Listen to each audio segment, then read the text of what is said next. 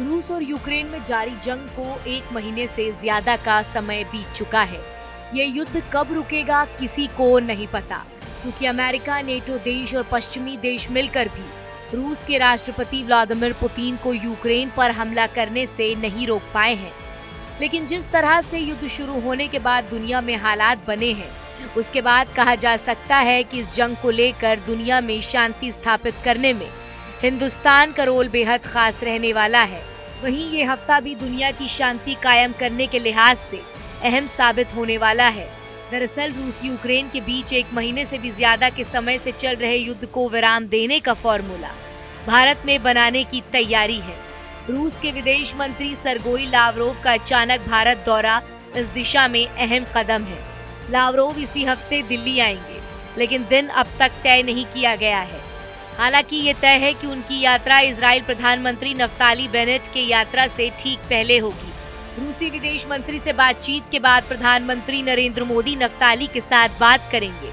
Naftali की यात्रा समाप्त होने के बाद रूसी राष्ट्रपति व्लादिमीर पुतिन और यूक्रेन के राष्ट्रपति व्लादिमीर ज़ेलेंस्की से बात करेंगे। दूसरी ओर नफ्ताली भी यही करेंगे। इससे रूस यूक्रेन के बीच शांति की राह निकलने के आसार हैं। भारत अंतर्राष्ट्रीय मंच पर लगातार युद्ध विराम की पैरवी कर रहा है। इसके लिए संयुक्त राष्ट्र में एक ही दिन में 2 प्रस्तावों पर वोटिंग से भारत दूर रहा था। एक प्रस्ताव यूक्रेन के पक्ष में था, जबकि दूसरा रूस के पक्ष में था।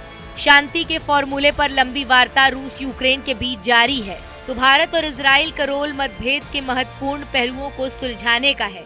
25 मार्च को अमेरिका की विदेश उप सचिव विक्टोरिया नुलैंड भी इस मकसद से भारत आई थी। आइए अब आपको बताते हैं कि भारत इजराइल की भूमिका इतनी अहम क्यों है। भारत के रिश्ते रूस से अच्छे हैं, इसी तरह यूक्रेन के पीछे खड़े अमेरिका से नजदीकियां भी है। मौजूदा वैश्विक हालातों में रूस और अमेरिका दोनों को ही भारत की जरूरत है, इसलिए विवाद सुलझने में भारत की भूमिका अहम हो जाती है। क्वाड में भारत की हिस्सेदारी को लेकर अमेरिका आतुर है।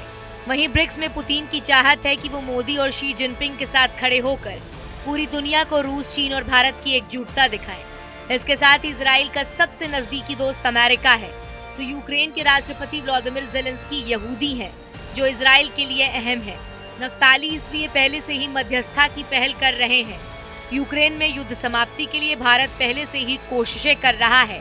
पीएम नरेंद्र मोदी ने पिछले 1 महीने में पुतिन और ज़ेलेंस्की के साथ फोन पर 2 बार लंबी बातचीत की।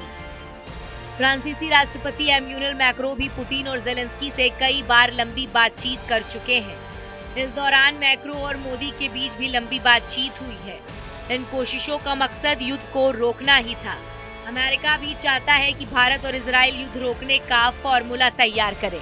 फिलहाल इस वीडियो में इतना ही। आपको हमारा ये वीडियो कैसा लगा हमें कमेंट सेक्शन में लिखकर जरूर बताएं, और ऐसे ही तमाम अहम जानकारियों के लिए सब्सक्राइब करें TV9 डिजिटल।